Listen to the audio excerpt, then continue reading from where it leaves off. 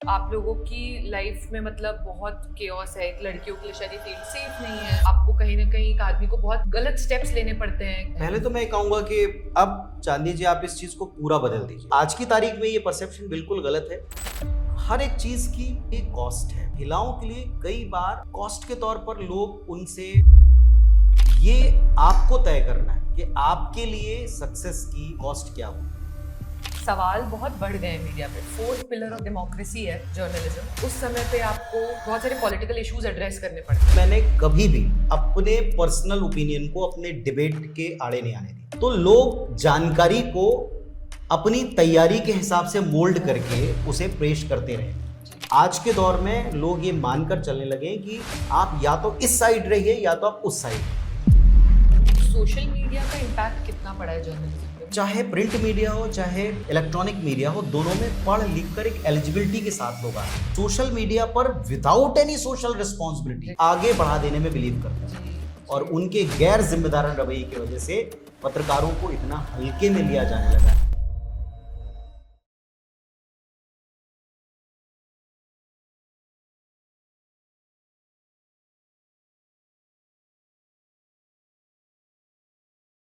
नमस्ते पुनीत जी।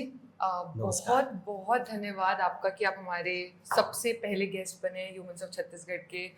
एक नई शुरुआत में हमारा साथ दिया है आपने। Thank you for inviting me and having मी।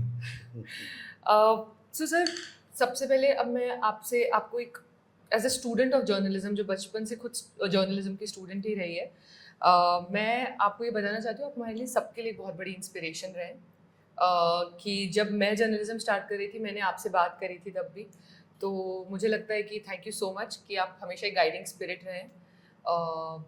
मैं चाहूँगी, हमारी ऑडियंस भी ये जानना चाहेगी कि सबसे पहला जो बेसिक सवाल आपको देख के दिमाग में आता है कि जर्नलिस्ट तो हैं, बट मैं आपसे पूछना चाहूँगी जर्नलिज्म क्यों? देखिए, सबके लिए करियर में और स्पेशली आजकल की जनरेशन में करियर में लोग दो ऑप्शंस लेकर चलते हैं। और चांदी जी, ऑनेस्टली स्पीकिंग, जो लोग मुझे पहले दिन से जानते हैं या जो लोग मुझे बचपन से पढ़ाई लिखाई के समय से जानते हैं, मैं एक बड़ा ही स्टूडियस स्टूडेंट था।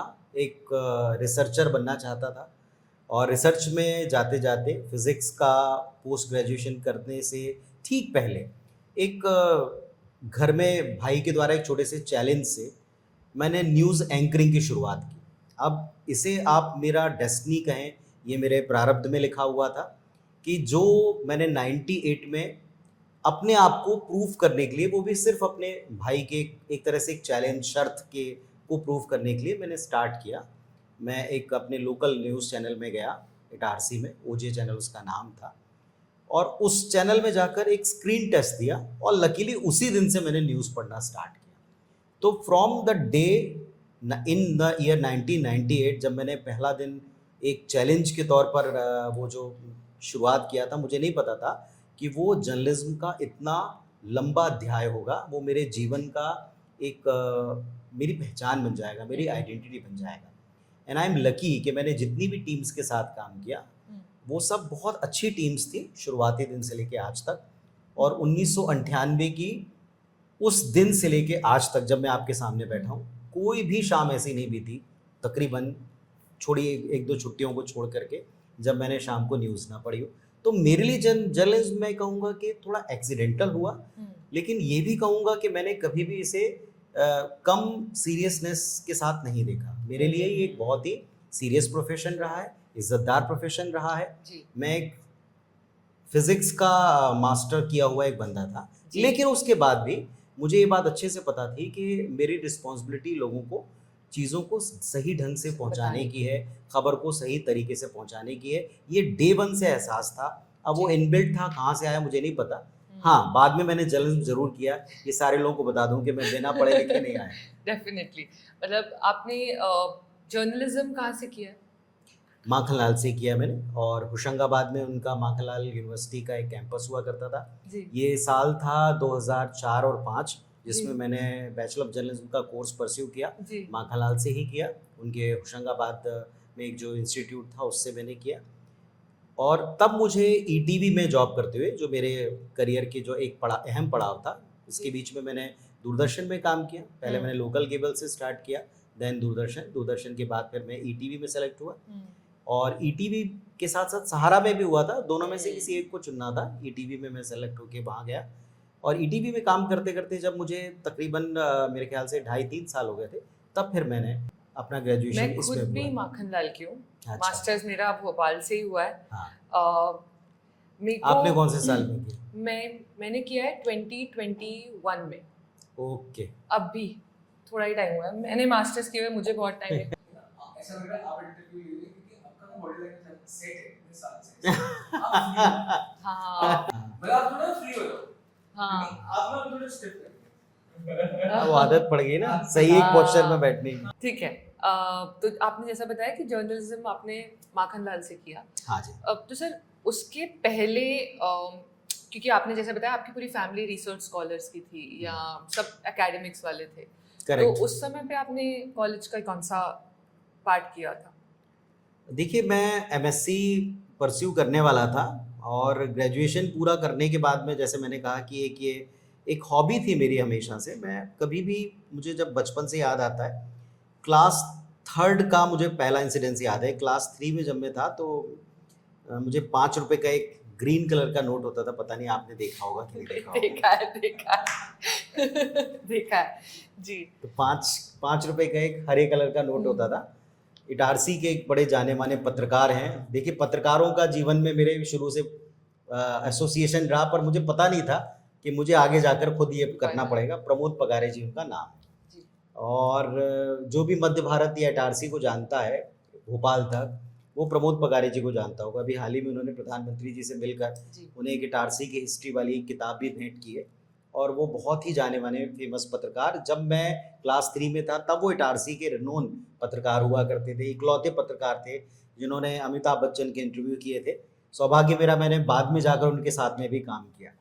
तो वो मेरे यहाँ एक तात्कालिक भाषण प्रतियोगिता में आए थे, और उन्होंने मुझे क्लास 3 में अंग्रेजी में सर्वपल्ली राधाकृष्णन जी के ऊपर स्पीच देने पर मुझे एक 5 रुपए का कड़क नोट और गेंदे की एक माला पहनाई थी। तो वो मेरा पहला एक्सपोजर था, और उस दिन से लेकर के जब तक मैं पढ़ता रहा तब तक कोई ऐसा नेशनल डे नहीं होता था जिसपे मैं कुछ ना कुछ पार्टिसिपेशन ना करूं। तो वो जो क्यूरिकुलर एक्टिविटी थी, साइड बाय साइड कहीं ना कहीं एक हॉबी थी। वो एक कह सकता हूँ कि मेरे एक अपने जीवन का एक ऐसा पार्ट रही है जिसने मुझे ना हमेशा किसी भी मंच पर बोलने के लिए एकदम खुला रखा है, ओपन रखा है। मैंने मंच संचालन कर लिया था।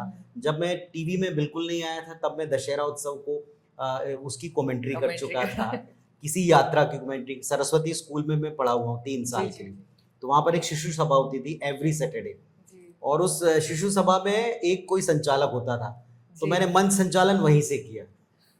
तो ऐसा मैं कह सकता हूँ कि हमेशा एक एंकर, एक छोटा सा एंकर जीवित रहा, पर वो मुझे खुद मिला बहुत बाद में जी। उस पुनीत को बहुत बाद में मिला। तो जो आपने कहा कि एकेडमिक्स में आप क्या करना चाहते, तो मैं बिल्कुल रिसर्च में जाना चाहता था। सर आपको कितने साल हो गए आईबीसी में? आईबीसी में आप ये मान के चलिए मेरा 16वां-17वां साल चल रहा है। तो मैं अपने दर्शकों को बता दूं, जो सर हैं वो 27 ईयर्स से जर्नलिज्म कर रहे हैं, और 17 ईयर्स से अब वो आईबीसी 24 में है। तो sir what does a day in Puneet Pathak's life looks like? आपका एक दिन, सुबह से आप उठते होंगे रात तक, आपका दिन कैसा लगता है? बाप रे बाप, मुझे ऐसा लगता नहीं है कि मैं कुछ ऐसा कर रहा हूँ अमेजिंग जो मुझे बताना चाहिए। नहीं मतलब जैसे आपका शूट टाइम बहुत होता होगा, आप कितना टाइम शूट पे रहते हैं? देखिए, हम सारे जितने भी जो हमारी टीम के सारे साथी हैं, ऑलमोस्ट सभी को 9 घंटे हमें अपने ऑफिस में देने ही होते। लेकिन अगर प्रिपरेशन की आप बात करें तो मुझे लगता है कि जितने समय हम सोते हैं, मैं अपनी पर्सनल बात करता हूँ, जितने समय में सोता हूँ सिर्फ उस समय को छोड़ दूँ तो बाकी पूरे समय खबरों से तो हम जुड़े रहते हैं। देखिए, मैं बताता हूँ कैसे। सुबह उठ करके जो भी अपने डेली काम है, अब चूँकि हमारे बहुत सारे रोल्स हैं, फादर भी हैं, अभी तो बच्चों की स्कूल की छुट्टियाँ, वरना सुबह बच्चों के साथ में स्कूल के समय पे उठ जाना। कुछ थोड़ा मोड़ा, मैं दिखता नहीं हूँ लेकिन फिर भी थोड़ा भाग दौड़ प्रैक्टिस वगैरह करता हूँ।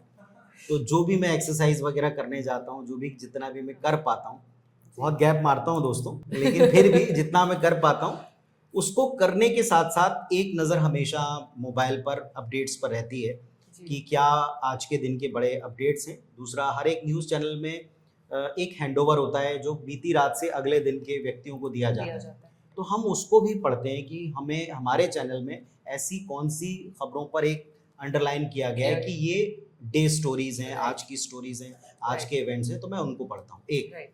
सुबह उठ कर के अखबार आप लोग जैसे पढ़ते हैं, उनसे थोड़ा-सा मुझे लगता है कि हम लोग ज़्यादा जी, जी, सीरियसनेस डेफिनिटली। के साथ में उसको देखते हैं, पढ़ते हैं। इसके बाद में फिर जब मेरा सुबह का नाश्ते का या आफ्टर मेरा जो समय होता है, उसमें भी हमेशा टेलीविज़न के ऊपर एक न्यूज़ चल रही होती है, जिसमें 1 या 2 या 3 नेशनल चैनल जी, और साथ में IBC 24, जिसका मैं जी। एक फेस हूँ, फेस उस पे क्या चल रहा है, ये सारा एक तरह से मेरा होमवर्क है। जी, ये सब कुछ ऑफ़िस जाने के पहले। एंड आफ्टर 12 जैसे ही मैं अपने ऑफ़िस पहुँचता हूँ, तब से लेके रात 11 बजे तक जब तक मैं ऑफ़िस में रहता हूँ, तब तक तो न्यूज़ से सीधे जुड़ा ही हुआ हूँ। तो ये तैयारी मेरी पूरी होती। ऑफ़िस जाने के बाद पहला काम कि जिस शक्ल के साथ आप देख रहे हैं जाते ही साथ में एक पूरा एंकर का अटायर लेके, एंकर के गेटअप में आके, ठीक-ठाक मेकअप करा के अच्छी तरीके से अपने आप को प्रेज़ेंट। प्रिपेयर करके, प्रेज़ेंटेबल बना के, जो हमारे स्क्रीन का एक अपना डेकोरम है, उसके मुताबिक जाते ही 1 घंटे के भीतर मेरा पहला बुलेटिन शुरू हो जाता है। हर स्लॉट में मेरे पास में कुछ बुलेटिन्स हैं और उनमें दर्शकों का भरपूर प्यार मिलता है। दोपहर में 2 बजे, फिर शाम को 4:30 बजे, फिर उसके बाद में कई बार 5:30 बजे, फिर इसके बाद रात में 8 प्राइम बजे टाइम। की डिबेट प्राइम टाइम और 9 बजे का एक ऐसा बुलेटिन जिसमें हम सारे दिन की सबसे बड़ी पॉलिटिकल स्टोरीज को एनालिसिस करते हैं। तो 9 टू 10 का आर, ये मेरा मुख्य है। मतलब 8 से 10 एकदम पावर पैक प्रेजेंटेशन आपको तैयार करना है। प्लस इसके साथ में आज की तारीख में डिजिटल पर बिहार इलेक्शंस के लिए एक लाइव मैं डिजिटल टीवी पर करता हूँ। यूट्यूब के ऊपर वो डेली लाइव होता है। जी, वो होता है 6 से 7 बजे के बीच में। जी। आप लोग ज़रूर देखिए, बिल्कुल, फीडबैक बिल्कुल, दीजिए उस पर। बिल्कुल, और इसके अलावा आजकल प्रेशर है कि हम आप लोगों की तरह रील्स भी बनाएं। सर उसमें थोड़ा पीछे हूँ मैं। सर जैसे आप खुद बता रहे हैं कि आप सुबह से आप फादर भी हैं, आप हस्बैंड भी हैं, आप एक बहुत बड़े एंकर भी हैं। सर पर्सनल और प्रोफेशनल लाइफ कैसे मैनेज करते हैं? बहुत अच्छी बात आपने पूछी जानवी जी। मेरे मुताबिक मेरे पूरे जीवन में इस बैलेंस को मैंने बनाने की बहुत कोशिश की जी, और इस बैलेंस से बहुत बहुत सारे ऐसे कई बार मुझे लगता है कि करियर में कॉम्प्रोमाइज़ और जी। कई बार लगता है कि निजी जीवन में कॉम्प्रोमाइज़ किए। ओके। और ये अकेले सिर्फ पुनीत पाठक की लाइफ में नहीं, हर किसी की लाइफ जी, में जी, होते हैं। डेफिनेटली। और मुझे लगता है कि जीवन में 2 हिस्से हैं, एक आपका निजी हिस्सा है, आपकी पर्सनल लाइफ है और दूसरी आपकी प्रोफेशनल लाइफ है। प्रोफेशनल लाइफ की ग्रोथ के लिए आपको जो इस होमवर्क की मैं बात कर रहा था, आपका मूल मोटिव, चाहे आप किसी भी प्रोफेशन में हो, उसकी तैयारी, उसके लिए आपकी एलिजिबिलिटी से ज़्यादा आपका खुद का अप्रोच क्या है, आपकी खुद की एफर्ट क्या है, आपकी थिंकिंग वैसी है या नहीं।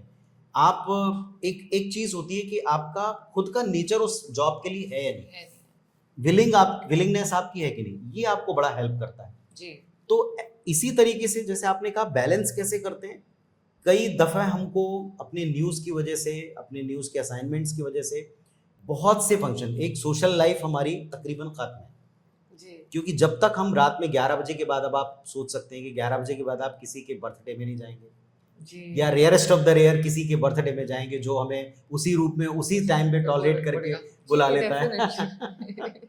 तो एक ये चीज़ है कि हमारी निजी लाइफ में ऐसे बहुत सारे मोमेंट्स हमें कॉम्प्रोमाइज़ करने होते हैं जी, और विदाउट एनी रिग्रेट, क्योंकि हमने चुना है एक।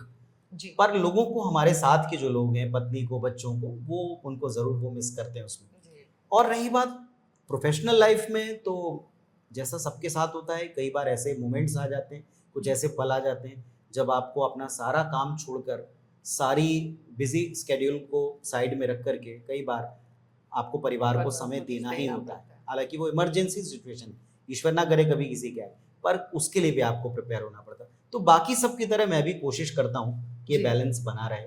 कोशिश करता हूँ कि संडे वाले दिन या जो भी मेरा ऑफ डे मुझे मिलता है, कंप्लीटली उनके साथ एक क्वालिटी टाइम स्पेंड करूँ।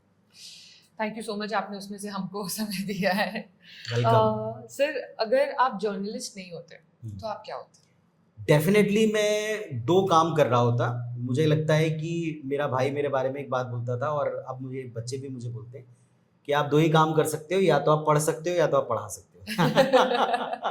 वैसे एक काम मैं और भी कर सकता हूँ, नहीं होता तो मेरा कोई एक अच्छा सा प्यारा सा रेस्टोरेंट होता। ओह। मैं बहुत अच्छा कुकिंग भी बहुत बढ़िया करता हूँ, शायद मेरी अच्छी सेहत का राज भी है।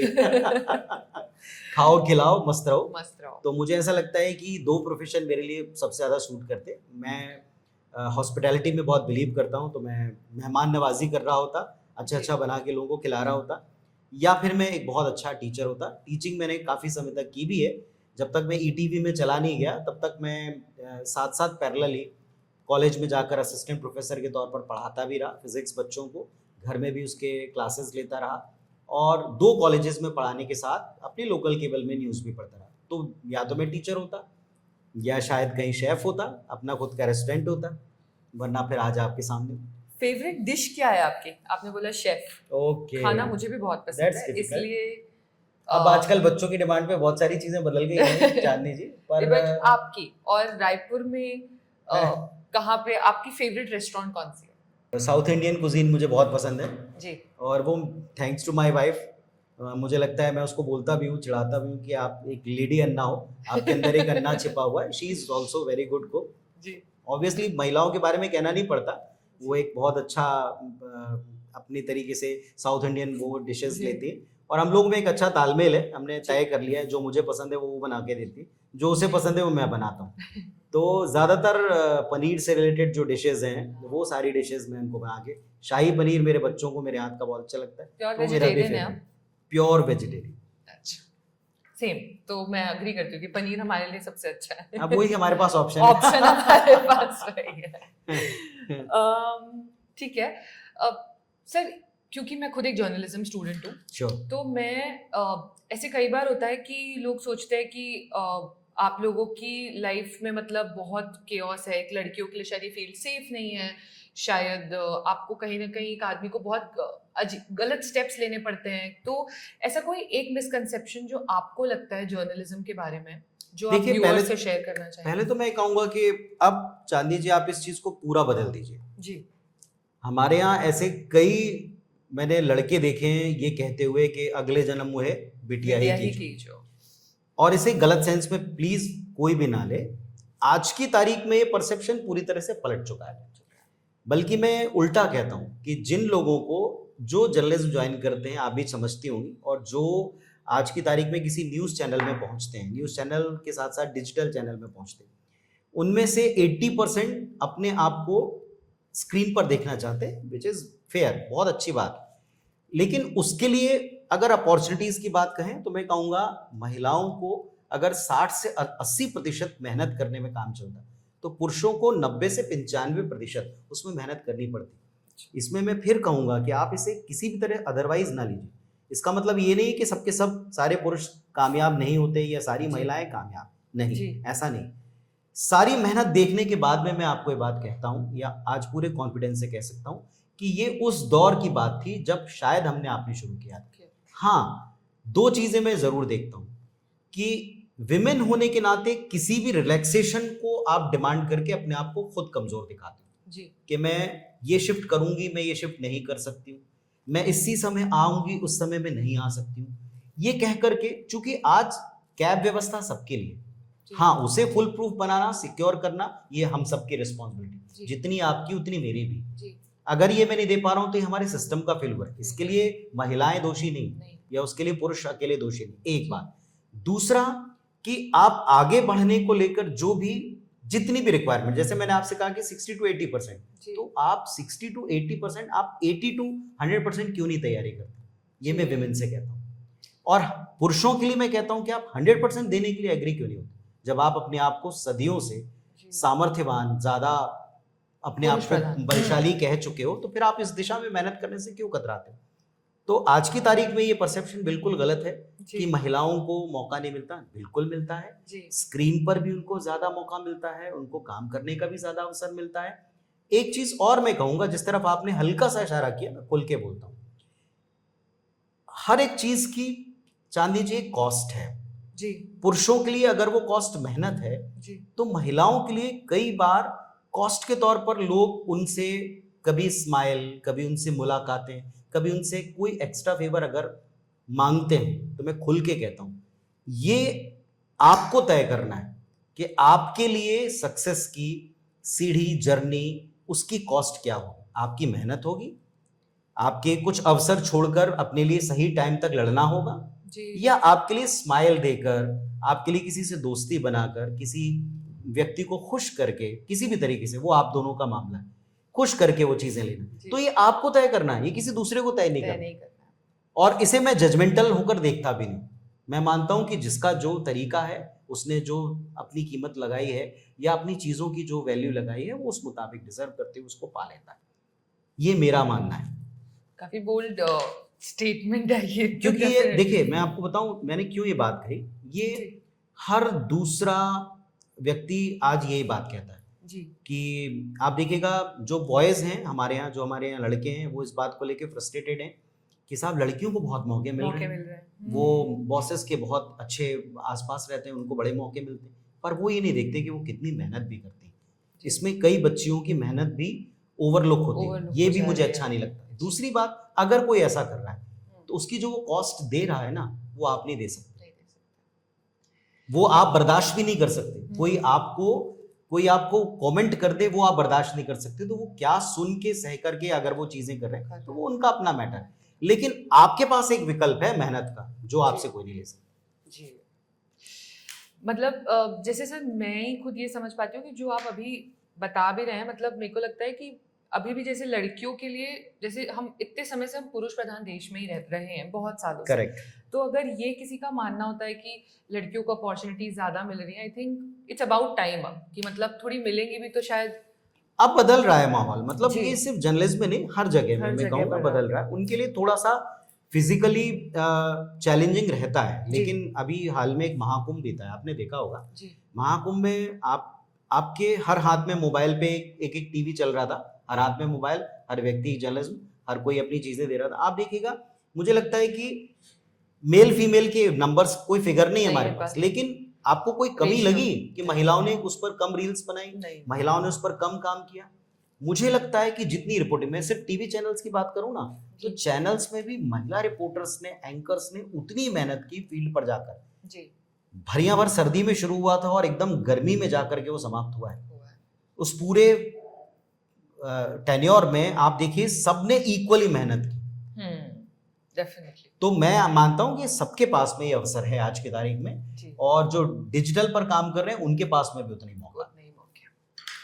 ठीक है, सर आपने बात की डिजिटल की, अभी हम लोग डिजिटल मीडिया के बारे में बात कर रहे थे। सर सोशल मीडिया का इम्पैक्ट कितना पड़ा है जर्नलिज्म पे? मतलब जहाँ सिर्फ हम अटेंशन स्पैन सिर्फ 2 सेकंड का हो गया है लोगों का, सिर्फ रील्स पे देखना, और जहाँ इतनी सारी न्यूज़ हम लोगों को सोशल मीडिया पे मिल जा रही है, तो ये एक्चुअली चैनल्स को कितना अफेक्ट कर रहा है व्यूअरशिप को? आपने बहुत अच्छा मेरे को एक बात मुझे याद दिलाई। मुझे याद है कि जब मैं एकदम शुरुआत में लोकल केबल में न्यूज़ पढ़ता था, तो वहाँ पे एक जवाहर सिंह पवार जी, बहुत ही बुजुर्ग एक पत्रकार, जो कि माखनलाल चतुर्वेदी जी के साथ में भी काम कर चुके थे उस दौर के। जी उनके स्मृति में कुछ अवार्ड शोज वगैरह भी होते हैं होशंगाबाद, नर्मदापुरम में। जी जी तो वो उस समय जीवित थे और उन्होंने वो बहुत कांपते हुए हाथों से स्क्रिप्ट लिख के हमें देते थे।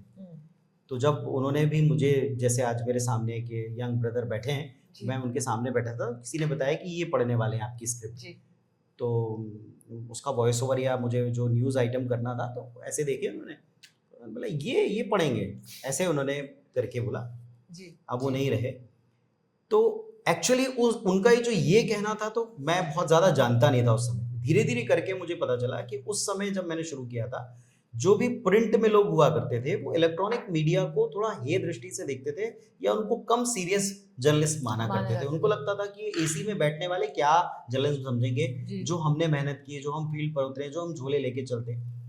एक दौर ये भी आया जब टीवी जर्नलिज्म के लोग बाग जो झोला लेकर जो किया करते थे उनको, या जब अंग्रेजी न्यूज़ चैनल्स की बाढ़ आई, लोगों ने अंग्रेजी न्यूज़ चैनल्स को पढ़ना देखना शुरू किया, तो उन्होंने उन झोले वाले लोगों को टारगेट करना शुरू किया। तो ये संघर्ष आज का नहीं है, मैं मानता हूँ। अब इसमें जो हम इलेक्ट्रॉनिक मीडिया और प्रिंट मीडिया के बीच में, जब मैंने शुरू किया था, तब जो एक कंपैरिजन और एक ऊपर नीचे देखते थे, बाद में वो वाइस वर्सा पलटा।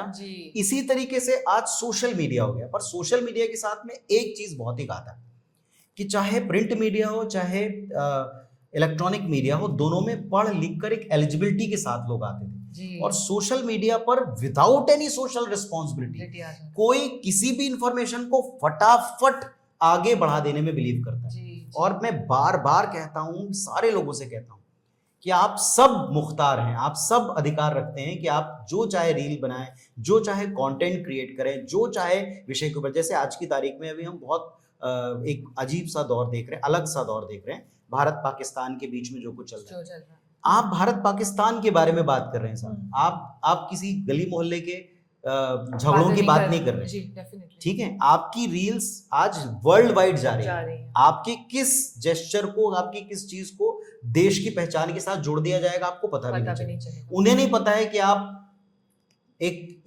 क्वालिफाइड पत्रकार हो या आप एक सामान्य से यूट्यूबर। वो आपके नंबर्स भी नहीं देख रहे हैं, वो सिर्फ आपकी चीज को किसी प्लेटफॉर्म पर पुटअप कर सकते। सो सबसे बड़ा ड्रॉबैक जो है, जो आपने कहा क्या असर डाला है, तो जैसे हमने एक जनरलाइज स्टेटमेंट देखा था इलेक्ट्रॉनिक मीडिया के बारे में, अरे ये लोग हल्के पत्रकार हैं, कम मेहनत वाले। फिर हमने देखा अरे ये झोला छाप पत्रकार है, ओल्ड स्कूल वाले। तो ये जनरलाइज स्टेटमेंट। इसी तरीके से आज सोशल मीडिया वाले पत्रकारों की वजह से छोटे छोटे जो इररिस्पॉन्सिबल, सबकी बात नहीं करता हूं, कई लोग बहुत शानदार काम कर रहे हैं, सैल्यूट टू देम। लेकिन इसमें मुझे कहने में कोई संकोच नहीं कि सारे लोग उतनी जिम्मेदारी से काम नहीं कर रहे, और उनके गैर जिम्मेदार रवैये की वजह से पत्रकारों को इतना हल्के में लिया जाने लगा है, जर्नलिज्म को इतना हल्के में लिया जाने लगा है कि वो हम सब के ऊपर एक कॉमन टैग लगता है। फिर भी जितने जो रिस्पॉन्सिबल लोग हैं किसी ब्रांड के साथ या खुद को ब्रांड बना चुके हैं, खुद एक ब्रांड बन चुके हैं, ऑब्वियसली आज भी वो बहुत सोच समझ कर चीजें। बट अनफॉर्चुनेटली एक और चीज कि आज मैं कहूंगा कि आज पत्रकारों के बीच में भी दो ग्रुप बन गए हैं, बीजेपी वाले और संघी, गोदी मीडिया एंड राहुल वाले, मोदी जी वाले। तो ये सब होना नहीं चाहिए, बट अनफॉर्चुनेटली ये टैग्स लग गए। सर आपने बात की गोदी मीडिया की, तो sir as a journalist I think सवाल बहुत बढ़ गए हैं मीडिया पे। फोर्थ पिलर ऑफ डेमोक्रेसी है जर्नलिज्म, मतलब एक स्तंभ है बहुत बड़ा हमारे लिए, लेकिन बहुत सवाल बढ़ गए हैं। तो सर ऐसे सिचुएशंस में क्या आपका पॉलिटिकल इंक्लिनेशन अफेक्ट होता है? क्योंकि आई थिंक आप प्राइम टाइम देखते हैं, आपने खुद बताया कि आप बड़े बड़े टाइम स्लॉट्स लेते हैं, तो उस समय पे आपको बहुत सारे पॉलिटिकल इश्यूज एड्रेस करने पड़ते हैं।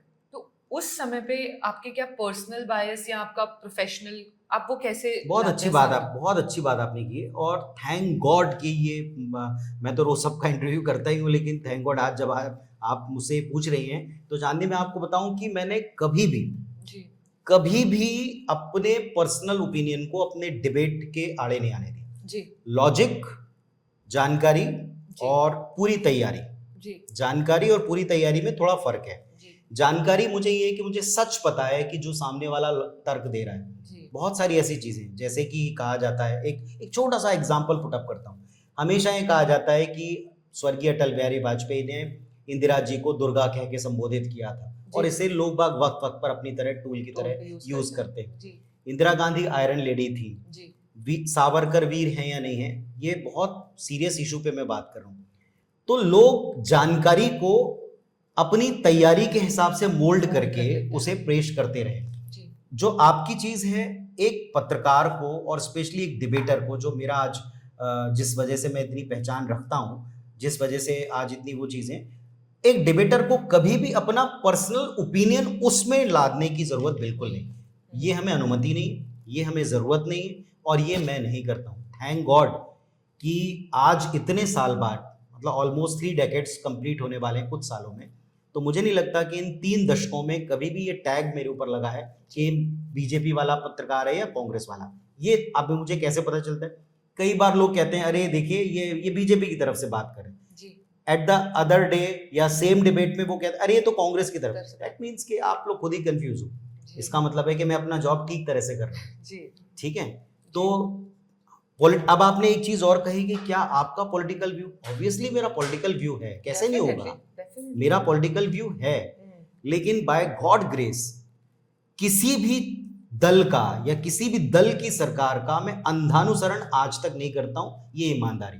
और बहुत तकलीफ के साथ आपको कहता हूं कि बाहर नहीं, मैं अंदर भी, मेरे हाउस में भी कई बार मेरी इस बात को लेकर बहुत डिबेट होती है, बहस होती है, आज के दौर में लोग ये मानकर चलने लगे कि आप या तो इस साइड रहिए या तो आप उस साइड रहिए, या तो आप बीजेपी की साइड रहिए या तो आप कांग्रेस की साइड रहिए, या तो आप संघ की सोच वाले रहिए या तो आप गांधी परिवार की सोच, मतलब कांग्रेस वाली मानसिकता की। बट थैंक गॉड शायद मेरी परवरिश ऐसी है, शायद मैं एक जो साइंस का पोस्ट ग्रेजुएट रहा हूँ, शायद जो मेरी थिंकिंग और अपब्रिंगिंग है वो इस तरीके की है कि मैं हर चीज के दोनों पहलू देख पाता हूँ, समझ पाता हूँ, सुनने की क्षमता रखता हूँ और उसको बराबरी से कहने की दम रखता हूँ। तो इसीलिए वो टैग मेरे पर नहीं लगा। और लिटरली मैं बता रहा हूँ कि मेरा ओपिनियन है, पर मैं अपनी फेस वैल्यू के हिसाब से उसे सही मंच पर ही रखता हूँ, डिबेट्स में तो नहीं रखता। ये तो बहुत अच्छी बात है कि आपके इतनी ड्वेल होने के बाद भी न्यूज़ में आपका पॉलिटिकल आइडियोलॉजी ऐसे आपकी इंडिविजुअल रहती है और आपका इंक्लिनेशन कहीं नहीं होता है, क्योंकि आज बहुत डिफिकल्ट है ये, बहुत डिफिकल्ट है, जैसा माहौल हो गया है, मतलब उसके मुझे ड्रॉबैक्स भी उठाने पड़ते हैं उठाने पड़ते हैं, लेकिन ठीक है, इट्स ओके जी। कई सारे लोग ये कह सकते हैं कि अरे कहीं नहीं है, इनको ना ये इनके प्रिय बन पाए पूरे ना उनके, लेकिन मैं जानता हूँ सच्चाई क्या है। कोई छोटा एनेक्डोट शेयर करना चाहेंगे आपका, एक कोई ऐसे पॉलिटिकल अपीयरेंस में या कहीं आपकी कुछ बात हुई हो, कैसा कुछ ऐसा? नहीं, मेरे लिए एक बहुत अच्छी बात मैं कहता हूँ, इन बहुत बातें बहुत लंबी खुल के डिटेल में हो जाएंगी, लेकिन मैं फॉर्चुनेटली छत्तीसगढ़ की पॉलिटिक्स से लंबा जुड़ गया। 2000 में छत्तीसगढ़ अलग हुआ मध्य प्रदेश से, उसके पहले से मैं न्यूज़ पढ़ रहा हूँ और उसके पहले से मैंने मध्य प्रदेश, अविभाजित मध्य प्रदेश और उसके बाद मध्य प्रदेश छत्तीसगढ़ दोनों की खबरों को पढ़ते हुए 25-26 साल 27 साल हो गए। लेकिन इस पूरे दरमियान में मैंने कांग्रेस के सीएम्स को, बीजेपी के सीएम्स को देखा। ऑब्वियसली जब उनके साथ आप मंच शेयर करते हो तो कई बार डॉक्टर रमन सिंह जी के साथ, छत्तीसगढ़ के कॉन्टेक्स्ट में कह रहा हूँ, डॉक्टर रमन सिंह जी के साथ में भी कई सारे शोज किए, मंच शेयर किए, प्रोग्राम अपने चैनल की तरफ से करते हुए होस्ट किया उनको, उनके भी शोज होस्ट किए। उनके शोज मतलब जो गवर्नमेंट प्लेटफॉर्म थे, लेकिन उस पर भी हम लोगों ने अपनी भागीदारी निभाई। इसके बाद फिर भूपेश जी का एक दौर आया, इसके बाद अब विष्णुदेव साय जी का है। और जो बात मैंने आपको इस क्वेश्चन के पहले कही, ये मेरे लिए बहुत अच्छी बात है। वैसे सबके संबंध बहुत अच्छे हैं, मैं किसी के संबंधों पे कमेंट नहीं कर रहा हूँ, लेकिन दोनों ही मुख्यमंत्री जियों का मुझे एप्रिसिएशन भी मिला और साथ ही साथ में वो जो एक बात थी कि मैं उनके साइड का नहीं हूँ, ये इंडिकेशंस भी मुझे मिले। तो मुझे, मेरे लिए बात बहुत संतोषप्रद है कि मैं बिना किसी टैग के, चाहे सरकार सत्ता में जो भी रहा है या जो नेता विपक्ष के तौर पर जो भी रहा है, वो अच्छी तरीके से इस बात को रिकॉग्नाइज करता है, दोनों रिकॉग्नाइज करते हैं। ये मेरे लिए बहुत अच्छा मोमेंट रहा जो आपने पर्सनली पूछा है जी, और मैं सबको धन्यवाद देता हूँ उसका। जैसे जब मैं न्यूज़ पढ़ती हूँ तो कोई एक न्यूज़ होती है जो आपके साथ रह जाती है, आप इतने सालों से कवर कर रहे हैं, आपने बहुत बड़े बड़े इंसिडेंसेस देखे होंगे ड्यूरिंग ऑल ऑफ दिस, कोई एक इंसिडेंट जो आपके साथ दैट मतलब आपको जो चेंज करता होगा, जो आप सोचने पे मजबूर कर देता है हमारे देश की हालत? बहुत सारे ऐसे तो अगर मैं बताऊं, लेकिन 2-3 चीज़ें ऐसी हैं जिन्होंने मुझे कई रातों तक सोने नहीं दिया, या कई बार मुझे वो चीज़ें मुझे बहुत अंदर तक चुभी हैं। जैसे मैं आपको एक बात बताता हूँ कि जब झीरम हमला हुआ था, झीरम घाटी का अटैक हुआ था, तो झीरम घाटी अटैक में उस समय की पहली ब्रेकिंग से लेकर के और उस समय उस मोमेंट तक जब हमारे रिपोर्टर शुक्ल साहब के पास जाकर के उनको देख रहे थे, उनको रेस्क्यू कर रहे थे, उनको पानी पिला रहे थे, तो वो जो उनकी कराह थी, वो जो उनका मोमेंट था, वो जो भागते हुए जो चीज़ें जाना है, उसको लाइव देखना। एलेक्स पॉल मैनन का आपको याद होगा, डीएम रहते हुए अपहरण हुआ था, उस इंसिडेंट्स का लाइव, और कई घंटों तक लाइव रहना। मुंबई अटैक के समय, उस समय मध्य प्रदेश में इलेक्शन चल रहे थे और सेकेंड फेज का इलेक्शन था, और हम अपने न्यूज़ चैनल में रुके थे। उस समय मैं दूसरे चैनल में हुआ करता था, इनाडू टीवी में हुआ करता था। तो इनाडू टीवी में हम लोग रात में रुक करके अगले दिन सुबह 7 बजे से इलेक्शन कवरेज करने वाले थे। 8 बजे 9 बजे अपनी खबर खत्म करके गए थे, और रात में 10 बजे सोने से पहले हमने देखा था कि मुंबई में कुछ हो रहा है, कुछ चल रहा है टीवी पे, और हम लोग ढंग से सो भी नहीं पाए होंगे, और 12 बजे हमको वापस स्टूडियो बुला लिया था। और 12 बजे से लेके अगले दिन रात के मेरे ख्याल से 1:30 बजे तक मैं कंटिन्यूअसली स्क्रीन पर रहा। तो वो जो पूरा मंजर था, वो जो पूरी जो चीज़ें थी, कई घंटे का, मेरे ख्याल से 22-23 घंटे में ऑन एयर जो में रहा, वो जो एक एक्सपीरियंस था, जो झीरम कांड था, और एक और इंसिडेंस था जब जो सीएम साहब थे रेड्डी साहब, जब उनका विमान गायब हो गया था जी नल्ला मल्ला के जंगल में, जी जी आंध्र प्रदेश के सीएम रेड्डी साहब का, और उसकी हमें शाम को 6 बजे ये जानकारी थी कि वो नहीं रहे, लेकिन चूंकि उनकी बॉडी या विमान के पार्ट्स विजिबल नहीं थे और रात हो रही थी, तो हमको अगले दिन सुबह 10 बजे, और वहाँ के लोग पॉलिटिशियंस को भगवान की तरह मानते हैं, और जी। एकदम आपको पता होगा कि ऐसी कोई खबर आने पर बहुत ही अजीब तरीके से रिएक्ट करते हैं जी। सड़कों पर उतर के। जी तो हमको अगले दिन सुबह तक सिचुएशन को संभालना था, तो आपको पता है कि क्या हो गया है, लेकिन आपको स्क्रीन पर और वो भी पूरी रात में लाइव रहा था। जी अगले दिन सुबह 10 बजे हमने उस खबर को ब्रेक किया था कि वो नहीं रहे हैं और ये उनके अवशेष हैं। तो ऐसे कई कठिन मोमेंट रहे, और मुझे लगता है कि किसी की मृत्यु के बाद जो कंडोलेंस में हम जो चीज़ें करते हैं वो सबसे कठिन एंकरिंग का पार्ट होता है। एंकर के नाते हर तरह का एक्सपीरियंस रहा, हैप्पीएस्ट मोमेंट, बाजार का ड्रॉप होना, बाजार का एकदम चढ़ जाना, एकदम खुशियों वाला मोमेंट, किसी अंतरिक्ष वाली उपलब्धि के ऊपर आए, there are so many things, ग्रहण का पड़ना, शनि का प्रभाव उस पर, इतने तरह के एक्सपीरियंसेस में जुड़े हुए हैं कि मैं अगर लिस्ट बनाऊंगा तो शायद मुझे छोटी मोटी किताब लिखनी पड़ेगी। सर क्योंकि हम इंसिडेंसेस के बारे में बात कर रहे हैं, हमने 26/11 के बारे में बात करी, हमने झीरम कांड के बारे में, झीरम वाली चीज़ों के बारे में बात करी जी। सर अभी अभी बहुत बड़ा कश्मीर में एक इंसिडेंट हुआ जहाँ पर 28 लोगों का निधन हो गया। तो सर इस पे मेरे को मतलब, क्योंकि एज ऑडियंस मैं बैठ के घर से देख रही थी, सोशल मीडिया पे पढ़ रही थी, और हम लोग घर पे भी बात कर रहे थे कि ये कितना मतलब ठीक नहीं हुआ है, ये बहुत ज़्यादा प्रॉब्लमैटिक लग रहा था।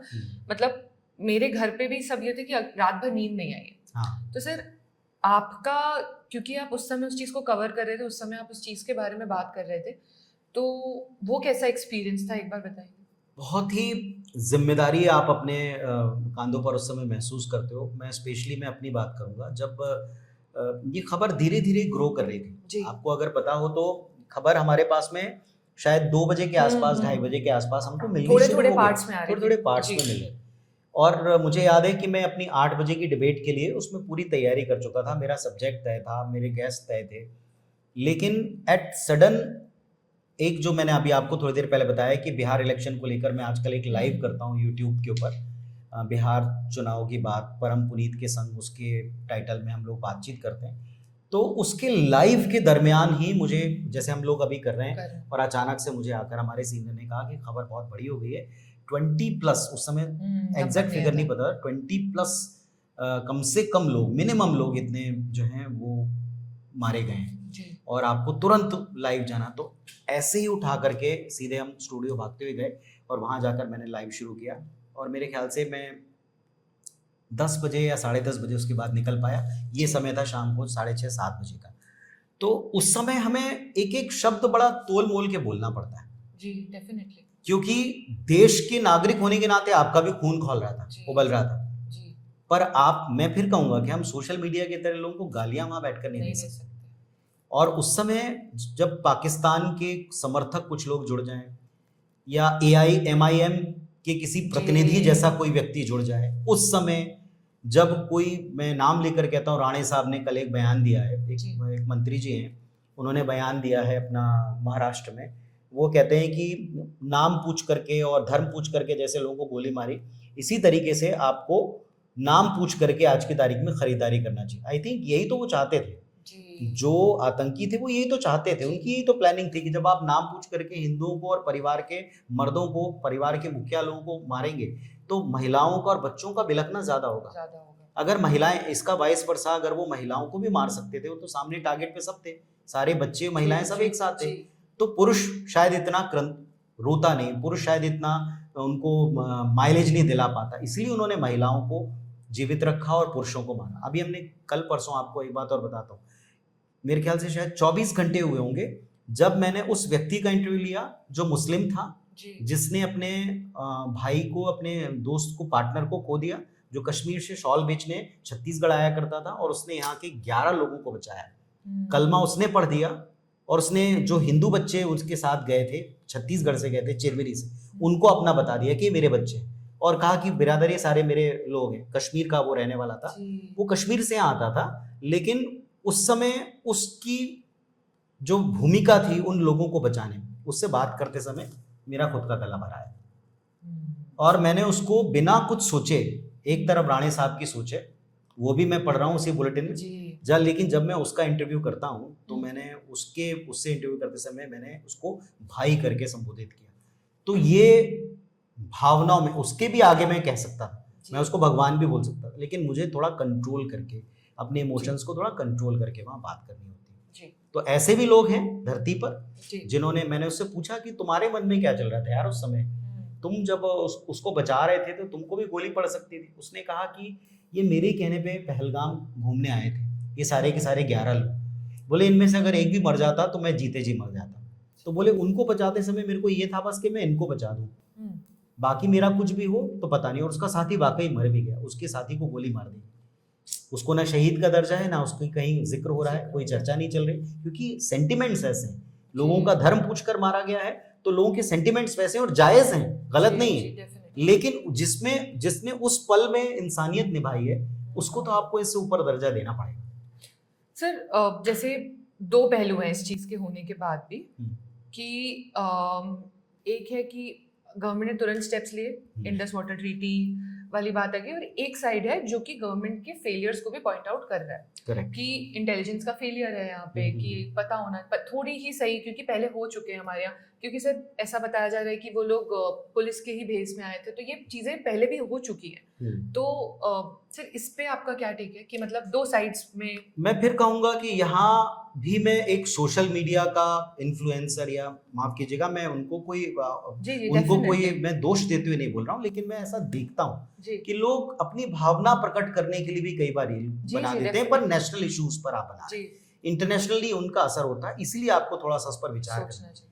इसे बोलते समय मैं जानता हूँ कई बार नक्सली फ्रंट की घटनाएं जब हम कवर करते हैं, हमें पता होता है, हमें अधिकारी बताते हैं कि किसी भी फ्रंट पर ह्यूमन एरर्स मृत्यु के सबसे बड़े कारण होते हैं। ह्यूमन एरर्स, जो तय मापदंड है उनका पालन नहीं करना बड़ी दिक्कत देते। इस मामले में भी जो आपने पहलगाम के बारे में कहा, ये बिल्कुल ठीक है कि इसकी पूरी जांच हो रही है और बहुत हद तक रिपोर्ट पता है, लोगों को पता है, लेकिन इसमें नेग्लिजेंसी के हमको कारण पता है। जैसे कई बार हमको मालूम होता है कि फोर्सेस हमारे पास में जितनी थी, जब चीन के साथ में मेरी, क्योंकि कई सैन्य अधिकारियों से बात हुई लाइव, अगर आपने मेरे लाइव देखे होंगे तो मैंने ऐसे रिस्पॉन्सिबिलिटी से इस सवाल को पुटअप किया, पर इसे इल्जाम की तरह नहीं लिया। मैंने कहा कि ये बात आ रही, क्योंकि उस समय भी जवान लड़ रहा है, जब आप ये डिस्कशन कर रहे हो ना, तब भी वो जवान वहीं तैनात है, वो वहां से हटा नहीं है। आप हट के आ गए हो, आप वहां से अपनी डेड बॉडीज को समेट के आ गए, लेकिन वो अभी भी वहां लड़ रहा है, और उसका जज्बा कम नहीं करना।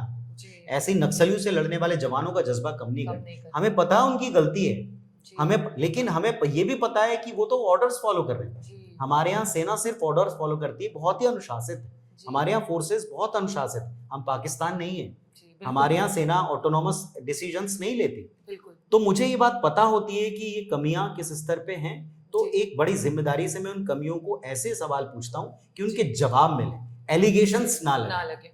ठीक है, तो मैंने उनसे पूछा, लोगों ने स्वीकार किया कि जो फोर्सेस थी उसको आज से 3 से 4 साल पहले कश्मीर के मसले के साथ साथ जो चीन के साथ में संघर्ष हुआ, वहां पर थोड़ा आगे भेजा गया।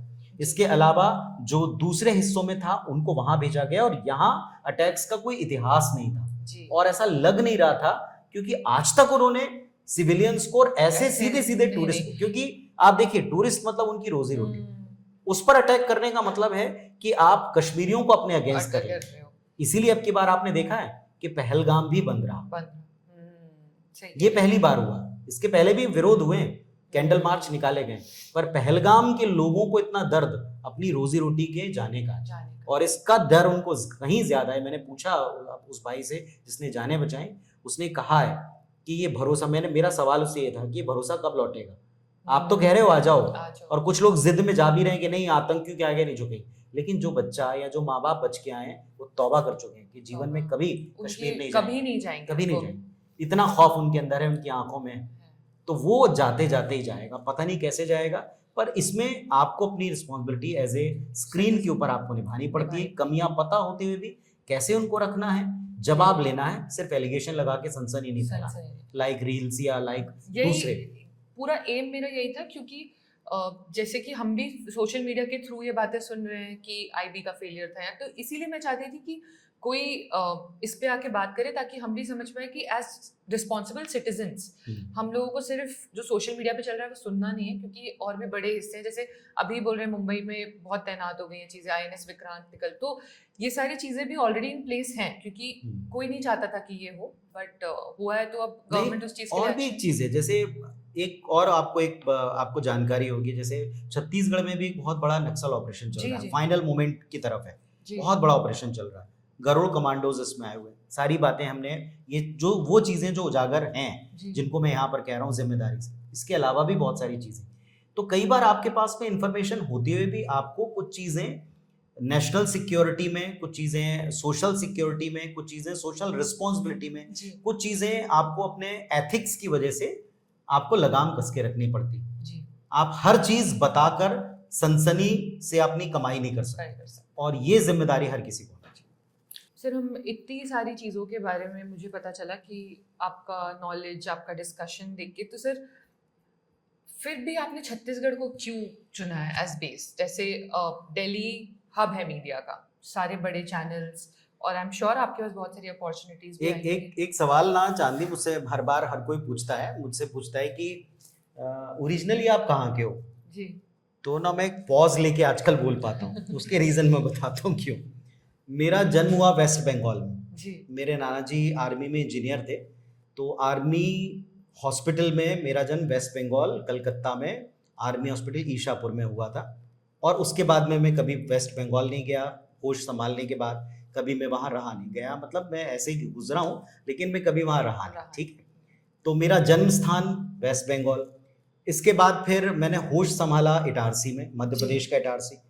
मूलतः मेरे जो पिताजी थे वो थे बुंदेलखंडी, दमोह के जी, रहने वाले, जी, और जो उनके पिताजी मेरे दादाजी वो बैरिस्टर थे, जज थे। अंग्रेज़ों के समय में उनका अच्छा खासा एक दबदबा, नाम बताया गया था एक समय में। और उनके जो पिताजी थे मेरे परदादा जी गोरेलाल जी पाठक, वो छत्तीसगढ़ में छुई खदान एक रियासत हुआ करती थी 19 सेंचुरी 1900, जी। उसके वे राज दीवान थे, जिसका राजा मात्र 14 साल का था। ओह, तो उस समय अविभाजित पूरे इस प्रोविंस में वो एक रियासत के राज दीवान थे, वो बहुत बड़ी चीज़ हुआ करती थी। मुझे उसकी बहुत नॉलेज पहले बिल्कुल नहीं थी। तो जब मैं यहाँ 2006 में अपनी एक मित्र की शादी में रायपुर में लैंड करता हूँ हैदराबाद से, तो वो बड़ी तारीफ करता था, बहुत बोलता था, "ये मेरे रायपुर में सब, हम सेंट्रल मॉल के, मेरे रायपुर में सेंट्रल मॉल है।" मैं बोलता था ये वाला ब्रांड, मेरे रायपुर में भी ये वाली फैक्ट्री। तो हम लोग पहली बार जब स्टेशन से आए तो 2006 में हर जगह रायपुर खुदा हुआ था।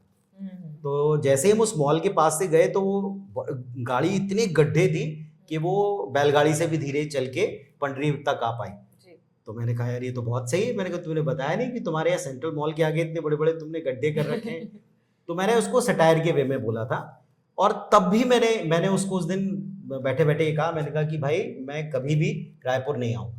तो आपने जो कहा कि रायपुर, मुझे लगता है कि मैंने रायपुर को चुनने से पहले रायपुर ने मुझे चुन लिया था। जी, इसके बाद जब मैं 2010 में रायपुर आया हूँ, तो उसके बाद से लेके आज की तारीख तक रायपुर और मैं, मुझे लगता है कि एक दूसरे के थोड़े से पूरक किस्म के बन चुके हैं। और मेरा अपना स्वयं का स्वभाव ये कहता है कि जहां आपकी रोजी रोटी और आपके अपने नाम का कोई क्राइसिस नहीं है, जो मैं कर रहा हूं उसमें मेरा अच्छा नाम है, जिसमें मैं बिजी हूं उसमें मैं अपने काम के साथ जस्टिस कर पा रहा हूं, और मेरी फैमिली हमेशा मेरे साथ रही, जी, मेरे 4 बुजुर्ग हमेशा मेरे साथ रहे। तो मुझे लगता है कि मुझे वो वैक्यूम कभी फील नहीं हुआ कि मैं बुंदेलखंड को या दमोह को मिस करूं। मिस तो ऑब्वियसली करता हूं, वो जन्मभूमि का एक पार्ट रहा है। अब फिर वो ये कि आप मुझे बताइएगा कि मैं कहाँ का बताया करूं अपने आप, जी, जी। दमोह का बताऊं कि मैं छुई खदान का जी, बताऊं। तो अब मेरा, और फिर मैं हैदराबाद में भी रहा हूँ 7.5 साल, जी, फिर मैं दिल्ली में भी रहा हूँ 3, 4, 5 साल। जी। तो मुझे समझ में नहीं आता कि मैं अब अपने आप को कहाँ का कहाँ बताऊं। का बताऊं? तो ज्यादातर मेरे जीवन का वक्त रायपुर में बीता है। जी। रायपुर ने और छत्तीसगढ़ ने मुझे चुन लिया, ये कहना ज्यादा उचित होगा, और मुझे कोई रिग्रेट नहीं। I am happy. सर, अगर अभी आपको दिल्ली जाने का मौका मिलता है, हाँ। तो क्या आप प्रेफर करेंगे? देखिए, अपॉर्चुनिटीज अगर लाइफ में ऐसी हैं, हर किसी के एम्बिशन होते हैं, और एक न्यूज़ एंकर के और एक जर्नलिज्म के स्टूडेंट के हर किसी के ख्वाब होते हैं कि वो ए लाइन नेशनल चैनल्स में काम करे, जी। नंबर 1 न्यूज़ चैनल्स में काम करे। ऑब्वियसली ये सपने मेरे थे, हैं, और पता नहीं, ईश्वर जाने, हो सकता है कि जब आप अगली बार मिले तो हो सकता है ये भी पॉसिबल हो। लेकिन मैं ये भी कहूँगा कि ये शहर IBC24 और इस शहर के साथ, ये शहर का मतलब ये रीजनल मार्केट, जी मुझे नहीं लगता कि मध्य प्रदेश छत्तीसगढ़ का कोई भी न्यूज़ चैनल आज की तारीख में इतना काम तो मैं शायद कर चुका हूँ और काम से शायद इतनी जगह अपनी बना चुका हूँ कि किसी भी रीजनल इंडस्ट्री में, छत्तीसगढ़ मध्य प्रदेश की रीजनल न्यूज़ इंडस्ट्री में मुझे किसी तरह से नाम की क्राइसिस महसूस नहीं होती। तो इस मार्केट में तो मैं अपने आप को सिद्ध कर चुका हूँ, एक बार मैं अपने आप को थोड़ा सा प्रूव कर चुका हूँ। नेशनल मार्केट में जाकर के काम करने की मेरी इच्छा है, पर वो किसी भी कॉस्ट पर मैं नहीं करूँगा। मुझे उसके लिए अगर बहुत अच्छी अपॉर्चुनिटी, मन मुताबिक काम और एक नेशनल चैनल में एक जिम्मेदार, जो मेरी रीजनल में मेरी स्थिति है, उस तरीके का काम अगर मुझे मिलेगा मैं अवश्य करूँगा। पर मैं जानता हूँ कि इसके लिए मुझे ही बहुत प्रयास करने पड़ेंगे। जी उस प्रयासों के लिए अभी तक लाइफ ने मौका नहीं दिया था, अब देना शुरू किया है। अगर कभी ऐसी स्थिति बनी तो ज़रूर, अदरवाइज इस मार्केट में काम करके, उतनी ही रिस्पॉन्सिबिलिटी से काम करके मुझे अच्छा लगता है। ठीक है। सर एक लास्ट क्वेश्चन आपसे कि sir Raipur is up and coming, मतलब अब वो छोटे शहरों में नहीं आता है, हर किसी को पता है रायपुर। पहले छत्तीसगढ़ बाहर बात भी करते थे तो शायद लोग पहचानते नहीं थे, लेकिन अब रायपुर की वजह से हमारी पहचान काफ़ी अच्छी हो गई। तो सर ऐसी आप एक स्टेक होल्डर्स पार्ट पे आते हैं रायपुर के, तो सर ऐसा क्या आप देखते हैं कि ऐसी कोई 3 चीज़ें जो आपको लगता है कि रायपुर को वो बनाता है जो वो आज है, या छत्तीसगढ़ को इन जनरल वो बनाता है जो वो आज सबसे अच्छी बात क्या है कि जैसे हम भोपाल को देखते हैं ना, भोपाल आपसे अनऑफिशियल चर्चाओं में पता चला, और ये बात मेरे भी जहन में थी कि कभी मैं बसूंगा तो मैं भोपाल में बसूंगा। झीलों की बड़ी खूबसूरत जी, नगरी जी, है, इटारसी बिल्कुल, से बिल्कुल। करीब है। 2 भाई हम लोग थे तो इटारसी में मेरा सारा एजुकेशन हुआ, तो मुझे लगता था कि Bhopal is very convenient It for is me, the best city. और वो बेस्ट सिटी। जी लेकिन ये भी अनफॉर्चुनेट है कि आज तक मैं भोपाल में कभी रह करके वहाँ काम नहीं कर जी पाया। जी जाता आता रहता हूँ, आज भी मेरे कई शोज वहाँ होते हैं, कई बार महीने में मैं चक्कर लगा लेता हूँ, लेकिन कभी भी वहाँ रह नहीं पाया।